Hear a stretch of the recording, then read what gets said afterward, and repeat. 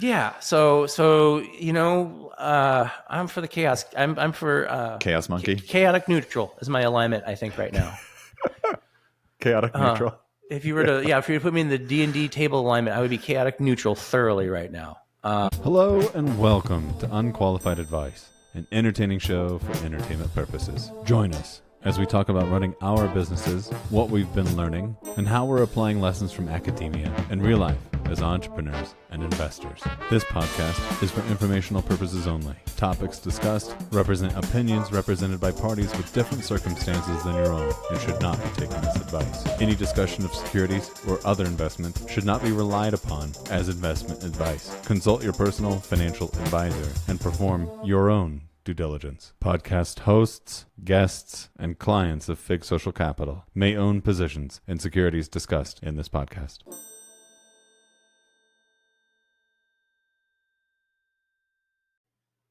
Hey, Sean.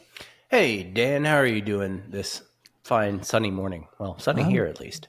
Cloudy here, but we've had some decent weather. It's trying so hard to reach 60 degrees every day. I went on a walk yesterday while I was on a call, and I got, I was dressed for cooler temperatures, but I got legitimately hot in the sunshine while walking. So I'll take it, even though there's still a bunch of snow on the ground from when I was in the Philippines. Dang, you got snow on the ground and you still were sweating. That's Yeah. We got sun here, and I went out and got on the bike the other day, and I was still kind of chilly because it's kind of cool and humid here. Went right through everything, but The bike is different, though. yeah, that's true. You got a little It more pulls wind temperature. speed. Yeah, totally. Yeah, definitely. You gotta Several dress cyclists differently. passed me on my walk yesterday, and they were all bundled up, gloves and the whole bit, even though I was like trying to shed clothes. It's a different setup. So yeah, you mentioned you getting back from the Philippines. Anything you'd like to share about your visit and time over in Cebu? Yeah, exactly. It was in Cebu, and I think that's sort of like the Philippines' second city, if you will. And it's great. I mean, as soon as I landed, I was like, check, Southeast Asia. It feels like it. And but in the Philippines, English is just so easy to use. Like, just sort of like navigating the fabric of everything was just easy. I want to call it, right. Like, sometimes you land in I've had the privilege of doing lots of travel, and sometimes you land and it's just hard to navigate. And the Philippines was not that way at all. And I hung out with my team. We had basically 4 full days to be together. The first 2 were sort of more work oriented. I did some one-on-ones and got through some topics. It was nice to be able to just like sit next to someone, laptop to laptop, and jam on something, because we're often working in separate time zones. Creating overlap is difficult at times. And yeah, so that was really nice. And then the second 2 days we did just more exploring. They got me out in the mountains. We did a big hike. And we got to see some more touristy things and stuff like that. So it was a really great trip. And I got home 24 hours later than I was supposed to because of a canceled flight. And the journey home was much longer than it should have been. But everything else, I think, went to plan, including going to Narita, Tokyo, which was great. Even though I didn't leave the airport, the Ministry of Tourism had a talk with me while I was waiting at my gate. And I got some fancy Japanese Kit Kats, and I got to say arigato gozaimasu, and it was fun. Can't wait to go back to Tokyo. Yeah, I would love to go to Tokyo someday. I think that would be a fun place to visit. Yep, it is. Felt that way for a long time. Let's go. Yeah, let's do it someday. That would be fun. I would be totally game. Springtime. Springtime? When the cherry blossoms? Cherry blossoms. Happens there? It's a little overcrowded then, but it is really nice. However, I will be puffy-faced, red-eyed, and carrying a box of Kleenexes everywhere we go. That's how it worked last time, and I would fully expect it to work that way again. Well, the sacrifices you make for seeing something special, right? Exactly. Yeah. Sacrifice for beauty. Exactly. The things we do to amuse ourselves and make us feel and like you went to Long Beach, yeah? Yeah, so I spent a little shorter flight. Yeah, a lot shorter flight. A lot shorter flight, I'm going to say. I flew back from San Francisco, which is slightly longer, but still quite short compared to what you were doing. Yeah, I got to go out visit. I got to SFO too Ah, because of the changed flight. Yeah. Anyway, go ahead. Sorry. yeah. It was my first time flying through SFO. It was a fine airport. I thought they seemed like they were doing a pretty good job. No, yeah, I was out in Long Beach visiting my third rubber mixer of the year. Got to sink my teeth into some audit skills that I hadn't used in a little while. That was kind of fun. I don't know. People will tell you anything, man. People like if you just get them in the right headspace, people will just tell you anything. And by this you mean they are lying, or they No, are telling you like the bad, telling you stuff. I'm like if they tell me the truth here, I'm gonna be like, you probably shouldn't tell me the truth here. But then they tell me the truth. Or like it's like you're being very like, which I appreciate. We were they're trying to find the root of a problem, and there are things that I would just be like, man, if I was like their plant manager, I'd be like, yeah, maybe we shouldn't have said that. But people will just, because people want to be good-hearted and open and honest, and it's nice to see. And then it's not like we're going to roast them or anything. It helped us. Like, okay, this is the problem. Now we know what to do. Yeah. I had a B school professor who was what did he teach? Corporate finance or something like that. And one of his things was, I come into a negotiation and I would rather take the whole binder, the whole envelope, and like lay it out on the table and say, this is it. This is the information, and I'm not trying to hide it from you. Mm-hmm. Let's work with the truth. Are you willing to do that too? Mm-hmm. And from there, you get better outcomes. Yeah, was his. I agree.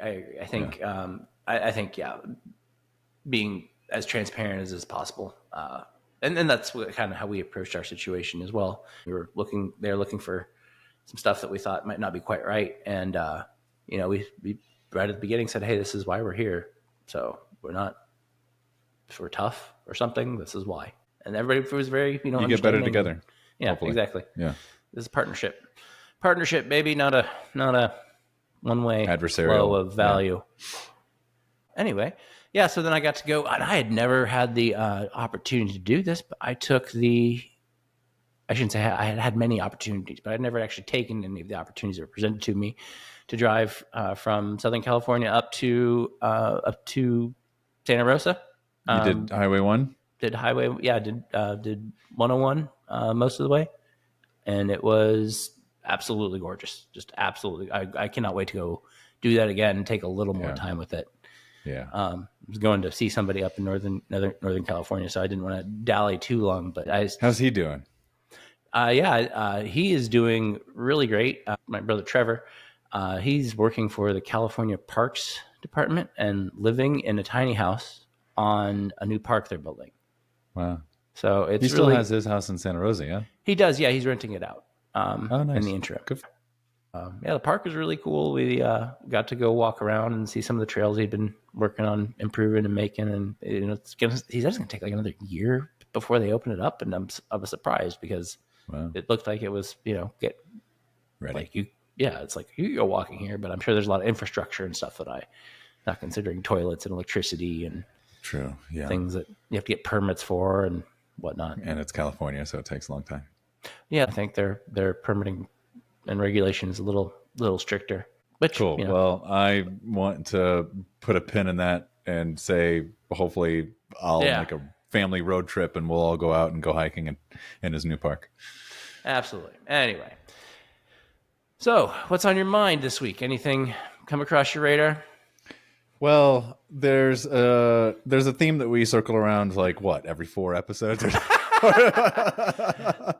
or 4 times every episode. The Fourth Turning, or The Fourth Turning is here. Neil Howe. And anyway, I've mentioned this podcast in the past, Made You Think, by a group of guys. One of them is Nat Eliason, and I follow him on Twitter. And I saw a recent tweet of his, and I'll read it for all of us to get on the same context here. He says, "Fourth turning is over. It started in around 2008 and ended with this election. Unlike past fourth turnings, it didn't involve a hot war, rather a civil information war plus COVID. But now it's over.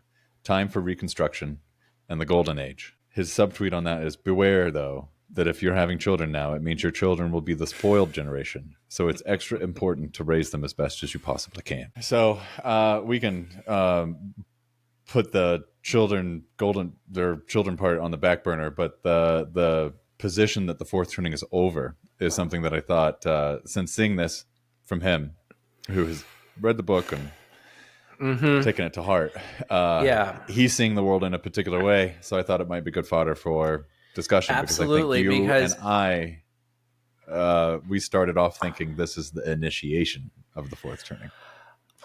I don't know if I'm going to say the initiation. I'm going to say it's one of the many events that sets off see what we're lacking, in my opinion. And I think so we coming around here talking about the cyclicality of nature and how nature goes in these cycles of being a crisis, causing a reformation, causing an awakening, causing a deterioration, causing a crisis, right? And it's this continuation. So you're arguing that the crisis period is over and that we're into that new golden era where these new standards are set, right? Which I think from somebody, if you are a very staunch Trump supporter, I could understand that take. I think that's based on he doesn't strike me as a staunch Trump supporter though. So his position, that's what I find. That's what I find curious about that. And I've been trying to wrap my head around it. Mm-hmm. But like what in my line of thinking is, I guess what he's saying here is that the pandemic in a way was the ekpyrosis, the crisis event that was, and maybe that's right. It might be right. I think it ripped huge parts of our fabric apart. Entered doubt was now more acceptable as a mainstream position against wide swaths of society and government, right? Yeah. Because you have to have that. This is the golden age is sort of like the beginning of the Reconstruction and change. Is exactly that right? That would be the premise. And again, when I dropped a word there from the book, ekpyrosis, what I mean is like this culminating, like large crisis event, like World War II was the ekpyrosis of that turning cycle, right? And I should be able to list others from before, but for some reason, the Civil War, I'm not able to pull them all out of my rear end here. But there's these specific events where the culture reshapes around and so the stories we tell ourselves. Exactly. Very much. So if we are coming to this new golden age, what does that look like? I mean, what is that? Well, and I'm still leaving on the table that we're still in like a mid-cycle phase of this fourth turning where there's because I think there's still things could set stuff off. Like part of the thing about the golden age is everything's reconsolidated around new norm and everybody is of that same mindset. But we're still, I think we might be seeing breaking down of some of divides in new ways. It's like small things. I can't point to any big thing, but I just feel like I see small differences in interactions and questions between people lately, where I feel like people are being a little more open to, and maybe me self-reflective, I don't know, but I feel like in general though, like when I hear people's interactions and discussions, sitting over some beers with people, like I feel like people are being more open and thinking about, well, what's the other side here, somewhat. I don't know, small things, but so you're saying people were more dug in, heels planted, and now people are kind of like coming up for air, and people yeah, maybe they look down and realize the ground's they're on sand rather than granite. Things are changing around them, and I think people are more open to coalescing to different viewpoints than they have been in a while. Does this tie into that phenomenon of the silent Trump supporter, the one that you would have dinner with and they would agree with you and your positions and whatever because you're center left or whatever, but then when it came time to sit in front of the ballot, they'd vote Trump, but they'd never really tell anyone outside of maybe their kin? Because that's why 2016 was such a complete shock. And I think this election for many people was a complete shock. Really? Yeah. It's not showing up in polls. I think a lot of people who are, let's say, urbanites find themselves not connected to the fabric that is real. Yeah. or I think real and displayed via this election rather than I don't know. I don't know what to think. You're asking you what 300 million people, well, not 300 million, but 100 million people that voted think, right? I don't know. I guess well, that's what I'm sitting here saying. I was making opinions on the shit, so I guess I got to make a comment. Yeah, got to throw it out there. Yeah. Yeah, I don't know. I just think it's honestly, I see it again because I work in an industry where I work with people that I know kind of lean one way or the other a lot of times, and I just in the way that they are talking about some of these things like tariffs and how trade works, there's more questions than statements. In the past, I feel like there were more statements than questions. Can you give us some of those statements that were sort of the hive mind around your lived experience? Okay, so yeah, like, if this party is in power, it's good for oil. That'll be good for oil and gas jobs. Like Democrats, if you elect a Democrat, it's good for unions. But this election was different. Mm-hmm. As now it's people are saying, well, they're saying these tariffs will help us, but will that really help us? And it's like, well, I don't know, will it? And that's where some of my headspace has been at is the okay, if we're gonna have this tariff regime, what does that mean for our ongoing fiscal policy and the way our economy functions, our trade functions, and the way that all the machinations of the economy can be affected by this.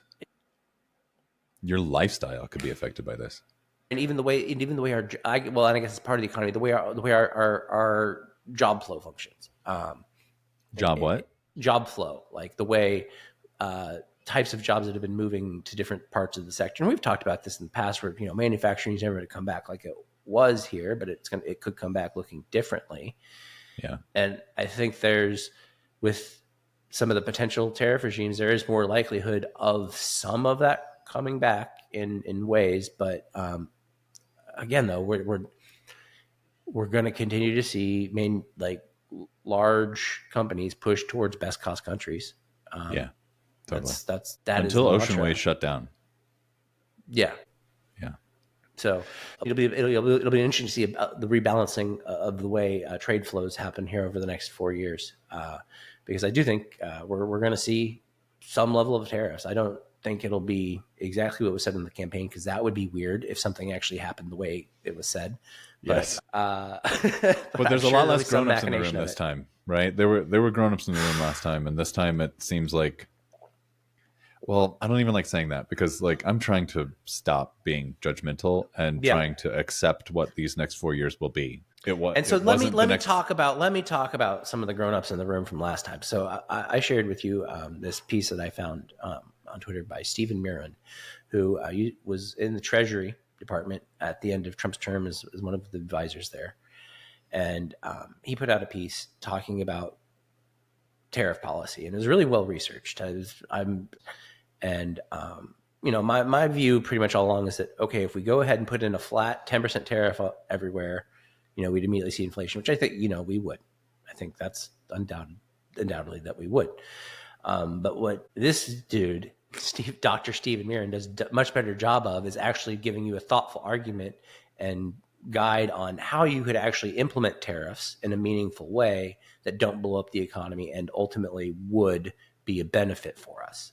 And that's where I come around surprised, okay, actually, if, this guy came out and said, this is Trump's plan, I'd be like, well, that's actually interesting. I don't necessarily think it's quite perfect yet, but you have my interest, at least at this point. So the premise behind it is that they look back at data from Trump's previous term, when we basically raised tariffs on China on net about 18% on net. And then they looked at the actual inflation that happened during that time that would be related to that, and to look also at why the inflation didn't change in the same way we might have anticipated. So really, that of that 18%, only about 4% ended up coming out in goods inflation, because what happened is you got a difference in a rebalancing of the exchange rate between the U.S. dollar and the renminbi. I'm pretty sure I pronounced that wrong. I always do. Renminbi. Yeah. Yes. Whatever. That there was a currency revaluation that also happened at the same time. Related the to dollar that. got stronger. Yes. The dollar got weaker. Okay. Anyway, so you get an offset effect from that occurs. So the argument is that you end up on again, they cite some interesting studies. I haven't gone into all of them. I went into one to actually, I was kind of curious about some of the math. And it seems like it stands up to some rigor, at least. So you end up basically not seeing, any inflation during that time period related to that. And what you end up finding, as well as you dig in further, that this happens because the United States dollar is kind of the default reserve currency for the world. Yep. So we end up having this extra strong dollar because we are the reserve currency, meaning that if India and South Korea want to trade, that trade is happening in U.S. dollar denominated. It's U.S. dollar denominated. So people outside of the U.S. are buying U.S. dollars just to trade back and forth with, which causes a strengthening of the USD. And then you also have foreign investors coming in and buying U.S. stocks because they perform so well, and that helps drive up. Bring your volume up a little bit. And that helps strengthen the USD. So what you end up having is this ultra strong United States dollar that basically then helps expedite the flight of manufacturing because it's so much cheaper to make everywhere else now. And we can buy so many because our dollar is so inflated. And so what they're trying to, and the dollar is in use everywhere. Like we don't have to. What Miran's arguing here is the tariffs. You would bring them in incremental, 1%, 2% at a time, and set them at different levels based upon basically our position with that trade partner. So like China might get like a 60% tariff because of their feelings towards China. Whereas a European country would get a lower level, but also like there are certain European countries where, for example, they put a super heavy tariff on any goods the U.S. imports over there. So you're at this point just trying to kind of balance out in some of these levels where you already have imbalanced trade tariffs going on where, it doesn't make any sense for Europeans to import a U.S. auto because of certain tariffs. Yeah. So tit for tat. Also you can use it as a geopolitical tool to say, okay, you're working with us on complying with IP policy, and okay, if we're gonna respect each other's intellectual policy, then we'll give you a smaller tariff and use it as a negotiating chip in trying to help facilitate better trade. And that to me is like that's a very cogent argument overall. There were some things I marked it up red and blue and yellow, depending upon my feelings about each statement. But I definitely was. I'm curious to hear more and to see to do more research in it because I think there may be a future where we're going to see it. So if it's done and done well, can it be done where it would lead to a golden age? Circling back, I see. And okay, maybe is what I'm saying. I don't. It's possible. Yeah. So, what pieces of painting with a broad brush, what pieces of change would need to happen? You don't have to say what outcome necessarily, but like what areas of our society, governance, whatever, would have to see significant change in order to achieve a golden age in your like, what you're talking about here is just tariff regimes and trade. Right. But that's just one. But what I'm talking about is then what would this do for the U.S., right? It would help make the U.S. dollar a little more balanced versus the rest of the world rather than being so strong, which would cause us our travel to be more expensive. That'd be a drawback, right? But I think in general, we're going to see the rest of the world's currencies, like we've talked about before, have more strength versus the USD as we revert to some means in the long term anyway. You would have the potential of if the USD is more balanced and there's these tariffs on foreign goods, having more manufacturing, more domestic production growth in certain industries, which could lead to new jobs, new new schools, new trade schools, et cetera. That would lead to a kind of an economic little boon of maybe new home building and things of that nature.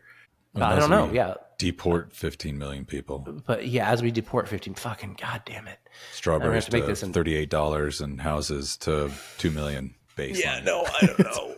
Yeah, I don't know. I live in a new neighborhood, and I can tell you, there's broadly speaking, one kind of person who's actually slinging hammers. Yeah, and the rhetoric would make you think that they're all getting deported. But again, rhetoric pre-election is very different from actual outcomes once office is held. So we'll exactly. Anyway, it's every single time I try to spend a little time thinking, not necessarily positively, but constructively about something, and find something that I'm like, okay, it's not that I'm spinning this positively. It's just that there are potential positive outcomes from this broad set of rhetoric.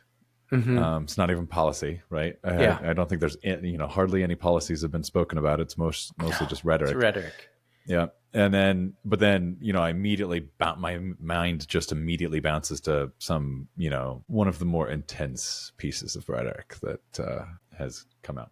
Anyway, so the question I asked earlier, I think about, we've been talking about global trade and how that can change. Yeah, but what does it look like more for people in the U.S., I guess, is really what the question is, right? From a up close level. Well, I guess where I'm going is we can take global trade, mm-hmm. and then, topic tree that out into the effects amongst society. But what I'm asking is, instead of diving into the broader branches of that tree, what other trees are there? And part of me wonders, so this dissolution of, or mistrust of, or massive changes to large government institutions that has been at least talked about, again going back to rhetoric. If those things are implemented, does it change society?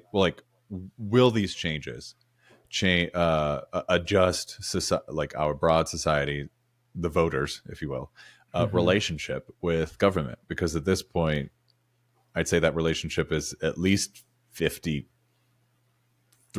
broken, or something, and if these changes are implemented, does that number go to 42 or something? Mm-hmm. So that's another tree where I feel just a multitude of branches to go down in terms of what ifs and how does that play out, and then what are the intended and unintended consequences of such an action. So there's two trees. I'm just looking for the trees at this point, right? Yeah. Talking about the institutions is interesting, right? Because, so talking about nuking the Department of Education, for example, well, looking at that, what does that do? Because the DOE itself doesn't necessarily have that many employees, but they distribute a lot of federal funds. So when they're talking about nuking these federal departments, that's one thing, because that's, there's employees there, but then there's also those funds being distributed so are they going to say that they're basically going to stranglehold municipal governments? Is that the second order effect, in that in 5 years you can't have trash service or something? Because it's about it's about where the money's going, right? And what it's doing when it gets there. Yeah, and what kind of requirements are in place to receive such money? Yeah, and I think a lot of the bureaucracy there is to set probably standards. Sometimes overly onerous or weird, or standards. Sometimes absolutely necessary. Many times, most times absolutely necessary. I'd probably argue. You probably have more. I don't know. I don't want to say broad statement like that.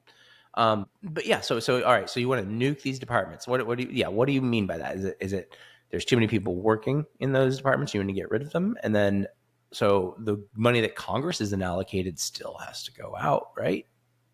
You can't just not do that. So yeah, unless Mitch McConnell is 100% on board and is just complicit with every single change and adjusts the budget. That's true. Commensurately. That's true. Yeah, I guess I'd have to. I don't know enough about the I mean, budget process. they have both houses, right, or Yeah, both chambers of Congress. So yeah, that's true. It's really interesting to think about. Like, Yeah. yeah, So how much change can they affect? And but again, though, like even within those chambers, like how along party lines is every vote going to go? Because I think even in the last couple of presidencies, we've seen that that's a there's good question. defectors, right? Yep. There's Yep. defectors on both sides. So just because it's the count is that what it is on the cover doesn't mean that there aren't some Everybody smart plays people ball. in there that will like, no, this is dumb. This is dumb, dude. I'm gonna just get rid of all the this public service in my districts. No, I'm not gonna do that.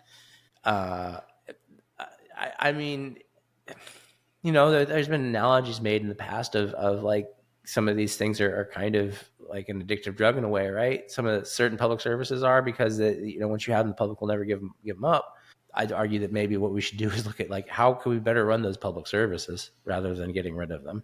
I do think that there's, But I don't know. this is the part of it that makes me feel like it's not the beginning of the golden age, because Yeah, it doesn't. we're It talking doesn't. about destruction and rebuilding. Yeah, Right. exactly. And at that point, I feel like we've we just hit haven't peak. exactly. The momentum has shifted to a different team. You need And the ekpyrosis to burn it down from which to build back from the ashes. Everything has not been burnt down sufficiently. No, even the burning down hasn't really even begun. Yeah. Yeah, like in coming back to the fourth turning, a couple of things they said that they were really confident about being staples would be really having to retool all of our entitlement programs like Social Security and Medicaid because of the way they were built and not being long-term stable, and not being. And if you look at the CBO's site, cbo.org, I encourage you to go, or .gov, I encourage you to go check it out. Yeah, they have some warnings on there about how we're going to have problems in the 2030s. It's the current model is going to have issues if we don't make some changes. So yeah, which yeah, I had in our little shared notes, like since we're here, I'll throw it out there. I don't know if we'll be prepared to talk much about it, but one of the ideas is like an inverse Social Security. Yes. Because right now, the way it's all structured is, and speaking from my lived experience, is you're taking money from people who are young, trying to establish themselves, trying to buy a house, trying to have kids, maybe because they now perceive that they can't even afford them because they also can't afford a house, and taking money from that cohort of people and then giving it to old people. Yep. That needs to get flipped around somehow. How do we invert that, right? Because now you have, I mean, you know how we flip it around means testing, right? Like nobody likes those words. Nobody likes those words, but that's how you flip it around. And you're saying that the people who have means have to give more. Yeah, if you're on the back end, if you're 65 and sitting on $5 million, and I mean, you can't, I guess there's no transfer, right? They're just sitting on it. There's not a taxable event occurring. They're drawing some stuff down, but also, why are we distributing at least Social Security to certain people in those situations? I think it's the qualification. Like certain people should get the money. They should have paid in their entire lives, and then they did really well with their life. Good for them. But you don't get the $600 a month or whatever it is from Social Security. Yeah. And like I was talking about this with somebody at work the other day, and like both of us have always been of the mindset and opinion that we were always told growing up not to expect Social Security to make it, so 100%. Don't count on it. So honestly, I'm like, people say, "Oh, what are you going to get from Social Security for time?" I'm like, I don't know, I don't care. I'm not planning on it being there, frankly. Yep. Despite having paid $100,000 into it or whatever. Yeah. I looked at it once. Like that's a nice down payment. I looked at it like not long ago to see what the estimate was. I'm like, actually, if it all holds out, I'm going to be okay getting some, pretty decent funds from it. But, I don't believe those are all earmarked for your parents. Yeah. So, it's then I suspect there's a lot of our parents' generation that are, by and large, able to support a good amount of their basic living costs off of Social Security, and then aren't drawing down on their retirement. So it's just, then those funds are sitting there tied up, which well, I don't know. okay, And is that okay? Maybe that's okay, because then they could have a life event where they need $500,000 for a fucking medical event. That happens. So that is a good point. End of life is extremely expensive. Yeah. Yeah, like I feel like, but I also look at it like, okay, so that money just sits there, and then it's going to get bequeathed to the kids, but it's going to get given to the kids when they're 55. You better have made it through at that point, right? Yeah. Versus getting gifted that money at 35 when you're trying to make your life. Yeah. Like the most expensive years, 35, 45, something like that. Especially if you have kids. Especially if I was given a bunch of money, I know exactly how it would be allocated, and it wouldn't be personal luxuries. It would be, flushing out my kids' ability to go to college. It would be paying for a little bit more, school time, because I don't think we do enough, just from a budget standpoint, and just little things like that. It would all be going to my kids. Yeah. That's interesting. I'm saying that from a place of luxury, because I bought a house and all whatever yada yada yada. Yeah, absolutely. And right? and other people and you're saying that from a place of luxury, and there's other people who are below you that just want a dang roof, right? Or like to build like a tiny bit of equity. You say that. I wish you could see out my window here, because I'm literally looking across the street at a house that is, I know, a mother and a teenage son live there, and there's just a giant hole in their roof. Like, I see it every day. Wow. Because I live in a weird part of Houston where we are up and coming, but there's a mix, and it grounds me to be like, there are people who would need this money, who would take that money to fix their roof, right? It's just so they didn't have water coming in, I'm sure. Yeah.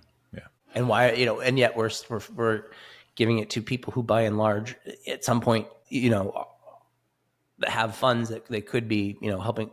I don't know, but they also paid into it their entire lives. Yeah, I guess when I know I'm going to have to pay for it for my entire life and then get $0 out of it, it's just taking from me. It's like this is the Adam Grant. This is the taker, or not taker. This is the matcher in me, right? It's like, well, that's completely unfair.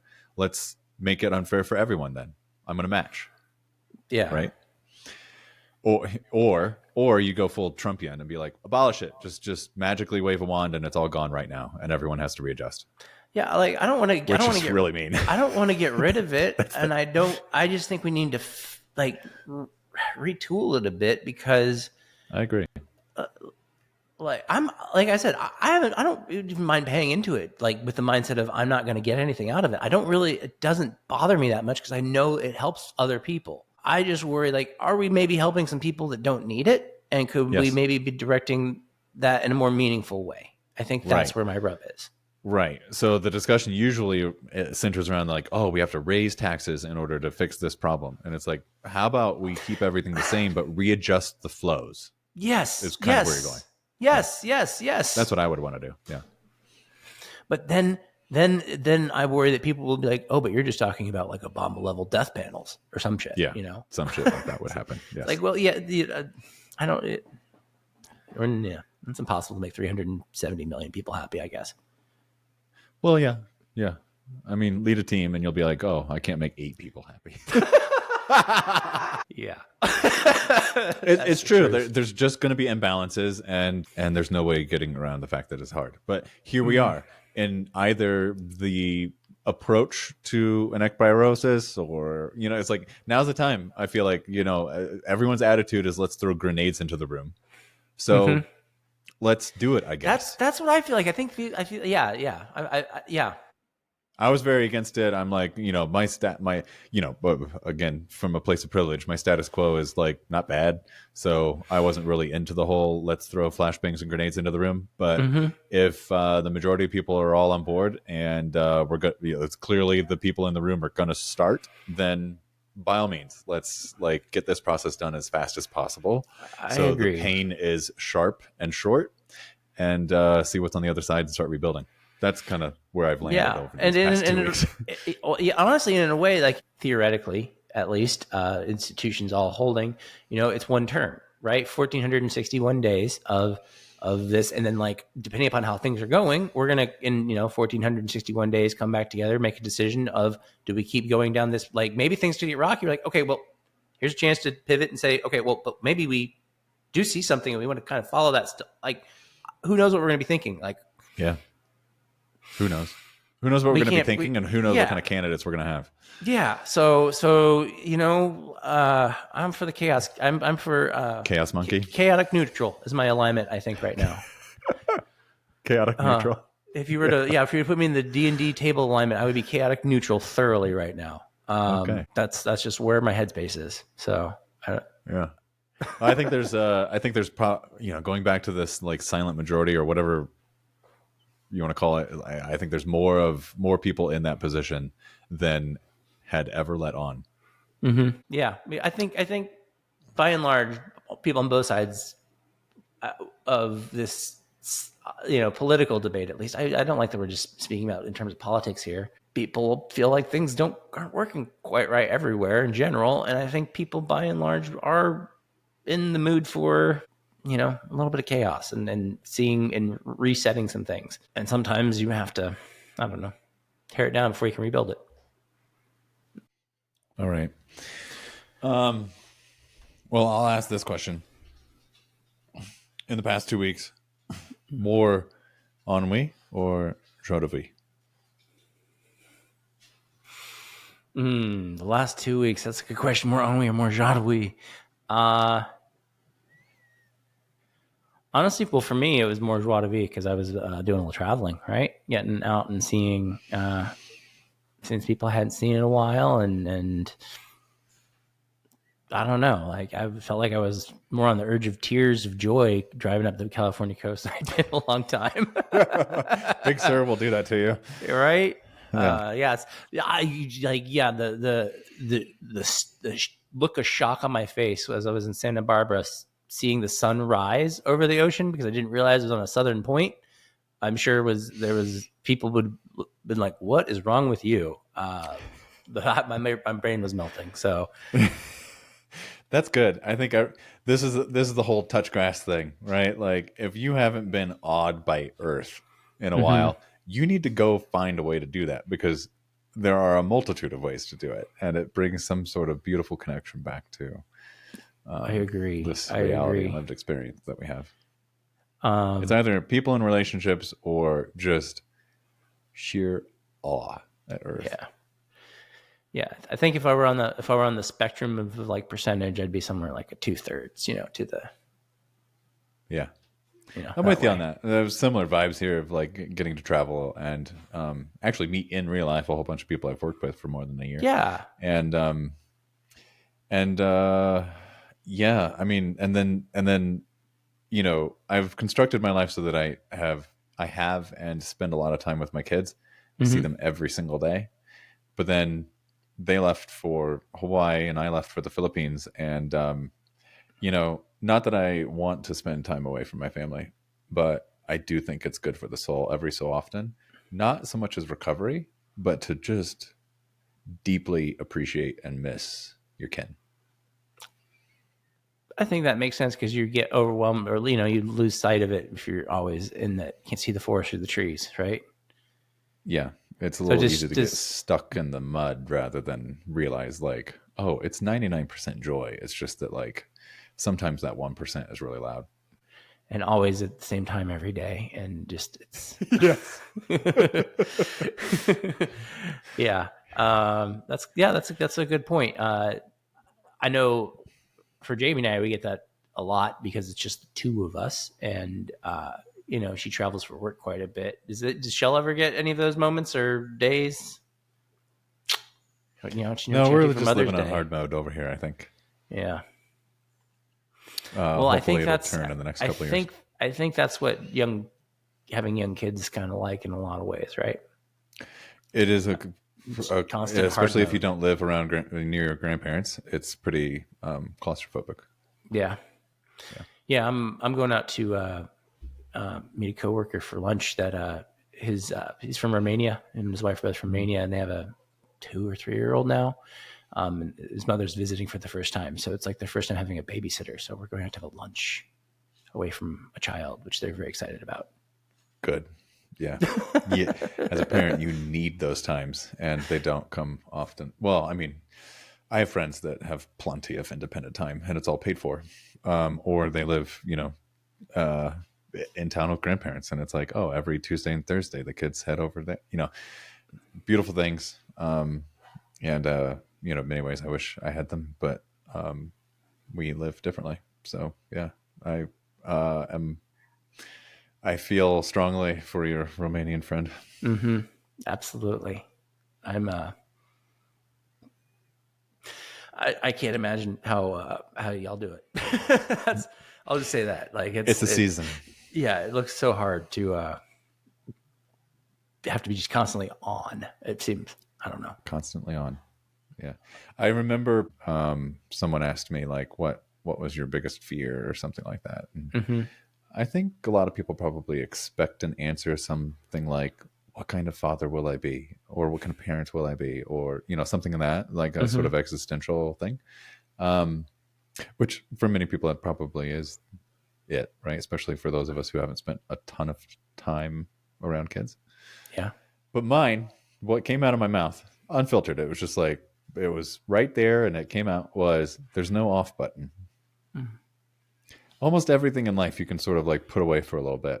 Yeah. Or escape from for a little bit, right? And I was like, once a kid arrives, it's here forever. It's forever. Not considered cruel to put your dog in a crate for 6 hours a day. Right. Child, very cruel. Very cruel. Very. Yeah. If you get a good sleeper, but then at that point you ought to be sleeping as well. By the time you finish your chores and cleaning up after them and then get sleep yourself, it's like, wow, they're up again. Yeah. So I guess, if we were in a golden age of, approaching a golden age, how does the services we provide or the things we provide for parents, how does that differ? I guess that's one thing that we kind of touched on, but I don't know, we got to a satisfying conclusion on, because I feel like you guys are the ones that in the country, or not the ones, but of, parents in the country need the most support in a lot of ways, because they're doing a very important job of bringing up the next generation. And then you guys get a lot of support too. You get some tax credits that I don't, but probably. Yeah, it doesn't even begin to cover. But those aren't. Yeah, I was gonna say that. But I mean, yeah, it doesn't begin to cover anything. Yeah, I have a smaller bill to pay every year. Yeah, I don't know. 4 times a year. Yeah, exactly. It's still a bill. Yeah. I don't know, yeah, those are actually, that would probably be an interesting place to try to dive into, like what incentives there are, because and like because I don't think it's just like pure redistribution of wealth or something, and like giving funds directly to young parents or younger parents. I don't know that that's the answer. No. I'm sorry, but then there's always like a scary portion of like, oh well, we'll create this big government program that like provides this service, and then like half of everyone is like, it's actually not that great, and then they choose to go private or something. I don't know. There's a lot to think about there in terms of how to help foster the next generation, right? Like that's the job. It isn't just to make parents' lives easier or better or whatever. It's like there are going to be kids who are lost because their parents aren't around or not available, or working too hard to pay for that roof that has a hole in it. There's a lot of stuff like that, right? So like where can you catch the where can you catch the most amount of kids and elevate them to a place where they have a better launch pad? I think that's focusing on your lowest socioeconomic bracket, right? In a way, is where we need to make sure that there's the most support networks in place for. But there's, But once you get to a certain level, there's also a lot of it's just staying out of the way and letting. Yeah. Once you have a base level covered, it's staying out of the way and not trying to, like you say, like if I had a kid where we are, I don't know that I would be sending him to public schools, but Yeah. why am I paying for we have public friends schools? that wanted to like move to a walkable area of town where there are cool coffee shops, and a 2,000 square foot house costs $3 million, but the school's a one. Oh, wow. So they got the lifestyle that they wanted, right? Mm-hmm. But now they're going to have to pay for private school, I assume, considering they can afford that kind of house, right? So then this disparity in that neighborhood is just so intense. And I'm not, I have trouble understanding whether that fabric is a good fabric, because some of the disadvantaged kids have access to these families, or is there just no access to those families? They don't mix I don't whatsoever, think so. right? I don't think and they I think mix. the mixing is the most important part. I And don't then I think look at there's my very mixing. vanilla neighborhood of like everyone's kind of ish the same, and but the school's great, and I think about that sort of fabric a lot. One of my when was this college? One of my ideas was like, we should take urban kids. This should be like pre-college, or I frame it differently, post high school, meaning you don't have to be college bound to be required to do this. And much like Germany has this, like, you have to either serve in the military, or there's this like year of volunteership that you have to do. Yeah. Something similar here, where it's like you can choose the military if you want and get after that GI Bill, whatever. Or the other like if you don't choose that, then the requirement is that you've got to do this volunteer thing, and it's basically gonna like, it would be so complicated to execute, but I like it spiritually, if you will. Yeah, it it's is like take these a urban public kids, service corps, essentially. something, and you take these urban kids and they get sent to Oklahoma, and Oklahoma kids get sent to San Francisco, and like you deliberately put the egg beater within society so that society has mixed and people understand each other. I think one of the, speaking of I just lost it. What's the word for the fourth turning crisis? Ekpyrosis. World War II, like, you had people who were, I don't know, business owners and whatever, fighting right alongside some super disadvantaged kid from Brooklyn. Yeah. And like, that mix, I think, was one ingredient in creating a generation that better understood each other. That's a an little interesting bit of a point. question there, but I think there's something there. Yes, I think there's probably a level of truth to that. I'm just thinking about how many of my peers are like completely shocked at the results of this election, and I'm like, you don't spend enough time with different people. Yeah, if you're shocked by this. Yeah, that's what I feel like too. It's like, are you shocked? I don't understand it, but so like how it's different because it's not about service. It's about being a taker in a different way. But like, college is in some ways kind of like that, right? You get it's supposed to be, but does it flow that way? Or has it, like, it was once and now it isn't? Question mark? I don't know. Like, it probably depends which schools you're going to. Yeah. And what for. And whether you're in a 50-50 mix or whether you're in a 2%, 98%, right? Like, I remember reading a story written by a guy who had gotten accepted to Yale, but he's, African-American, broken family, something or other like that, right? Like, and he, I don't remember the whole story, whether he dropped out or whether it was just a real slog because he wasn't like anyone he was surrounded by. Which is a shame, right? This is like, in many ways, a potential golden ticket, changed the trajectory of himself and his entire bloodline, if you will. And it was hard for him to find understanding. No doubt. But if that ratio was different, could he have, or would it, or would they have isolated themselves first? Yeah. I don't know, Yeah, man. that's a good question. Like, that's a hell of a good question. We'll never know the answers to these questions in our lifetime. Yeah. But these are, and there's probably no answers to them either. That's the thing about them.